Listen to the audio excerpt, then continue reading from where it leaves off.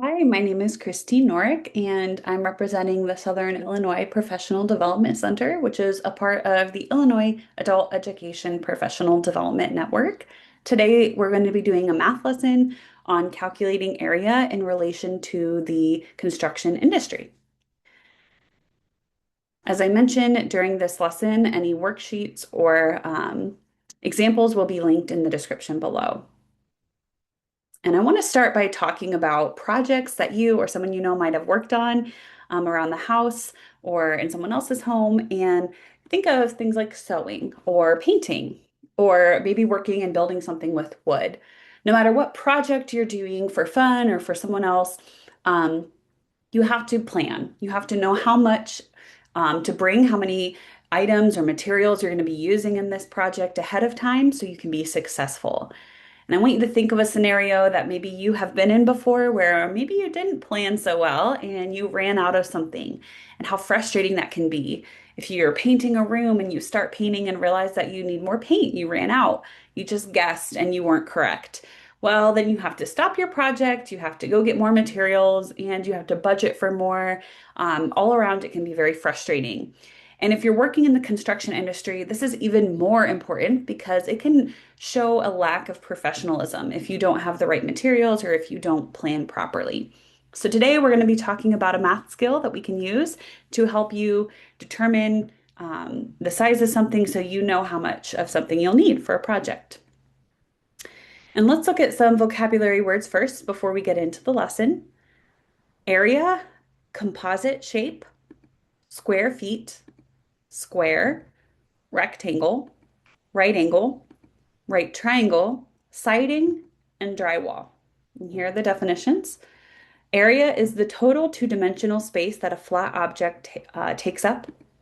A composite shape is a larger shape made by combining two or more smaller basic shapes. Square feet is the unit of measurement used in determining area. A square is a flat shape with four equal sides and four right angles.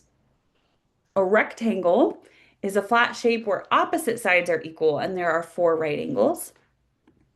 A right angle is a 90-degree angle. A right triangle is a triangle with a 90-degree angle. Siding is the protective outer layer on the outside of a house. And drywall is large plaster panels used inside a house for things like walls and ceilings. A couple more words: plywood, carpet, wood panels, sod, paving, and asphalt. So plywood is engineered wood panel that's used in basic building projects. Carpet is thick woven fabric made for floor covering. Wood panels are wood pieces that fit together for flooring. Sod is pre-grown grass sheets. Paving is the act of covering a surface like a road or a driveway with a hard, smooth material. And asphalt is the thick black material that's used to cover those roads or driveway surfaces. You can go back in this video, listen again, practice out loud, walk around the room, write things down, whatever you need to do to learn these words. You can also use your phone, scan this QR code, practice these words in a game, in flashcards, in a quiz game, in a matching game, until you feel comfortable with this to move on in the lesson. When you do feel comfortable, we're going to go ahead and talk about how to calculate area. So remember that area is the total two-dimensional space that a flat object takes up. So something like a rectangle or a square. We're going to be learning those today. The formula for calculating the area of a rectangle is the area equals length times width. So when you look at a rectangle, this long part would be the length, and then this part would be the width. Okay, so that gives you the total area of a rectangle. Now with a square, it's going to be area equals side squared, right? So take a side of your square and multiply it by itself. Because a square has equal sides, you can multiply two sides together too. Let's do an example. Here are some measurements for a rectangle. So area equals length times width. So on this example, we would do area equals 25, which is the length, times 12, which is the width. And when we multiply those together, we get 300 as the area. Now, remember that whenever we're talking about area, we're using square feet as our unit of measurement. So we're always going to be saying square feet after the measurement. So the area of this rectangle is 300 square feet. Let's look at this square.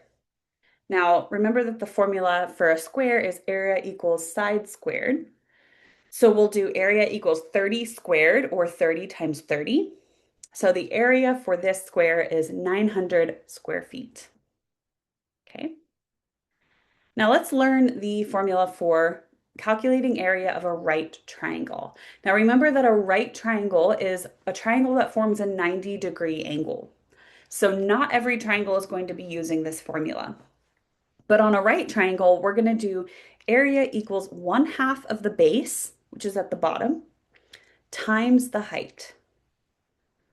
All right, so let's look at this example. The base is 15 feet and the height is 18.5 feet. The formula is 1/2 base times height.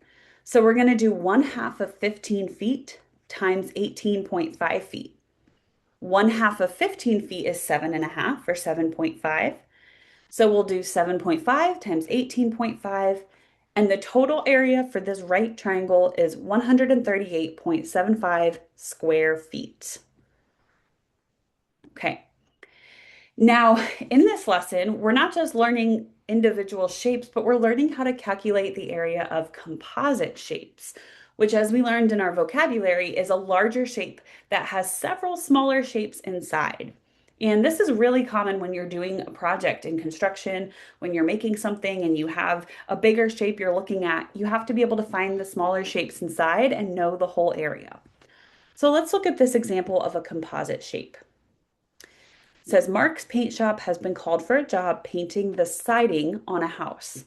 What is the total area of one side of the house? Okay, so right away, when we look at this, we can find a couple shapes in here. We find a square, the blue, and we know that area equals side squared for finding the area of a square. And at the top, we see a triangle, but it's not what we practiced before. It's not a right triangle. However, you can cut this triangle in half and you can find two separate right triangles. So we can use our formula area equals 1/2 base times height, and we can calculate the area for both of these triangles. And when we find the area for all three of these shapes, we can add it together and find the whole area for the side of the house. So here's some extra calculations, and we're going to do this by breaking it up shape by shape. So let's start with the square. Okay. Area equals side squared. That's the formula we're going to be using. So for the side of the house, we have 15 feet is one of the sides. So we'll do area equals 15 squared, or 15 times 15. And the answer is 225 square feet. Okay. Now for the two right triangles that we discovered, we're going to use our formula area equals 1/2 base times height. Okay, so here's a couple extra calculations that might help us. If we know that one side, both of the bases of these triangles together are 15 feet, and we're splitting it in half to make two different triangles, we need to split this number 15 in half. So we know that the base of one triangle is 7.5.